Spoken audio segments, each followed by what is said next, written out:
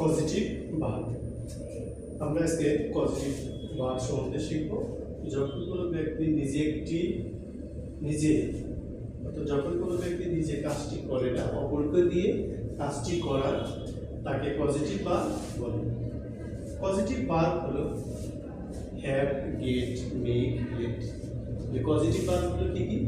Have, gate, make আর হলো late. এগুলো কিন্তু আমাদের অবশ্যই মনে রাখতে হবে, কারণ এগুলো খুবই ইম্পর্টেন্ট একটা জিনিস, ইম্পর্টেন্ট ভার্ব। এগুলো অবশ্যই আমাদের মুখস্থ রাখতে হবে। তাহলে পজিটিভ ভার্বের গঠন কেমন হবে? যে হ্যাভ, গেট, মেক, লেট। এই হ্যাভ, গেট, মেক, লেট এগুলো হলো মূল ভার্ব। এই মূল ভার্বের পরে কি বসবে? অবজেক্ট বসবে। অবজেক্টের পরে বেস ফর্ম, অর্থাৎ ভার্বের প্রেজেন্ট ফর্ম বসবে।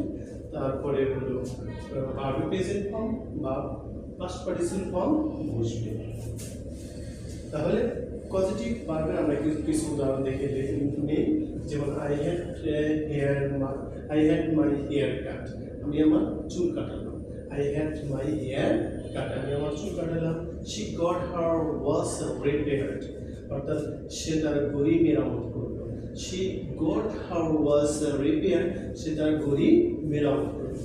আচ্ছা, he made me clean the room, he made me clean the room, he made me clean the room, সে আমাকে দিয়ে কি রুমটি পরিষ্কার করালো। She lets her son play outside, সে তার সন্তানকে কি করে? বাইরে খেলতে দেয়।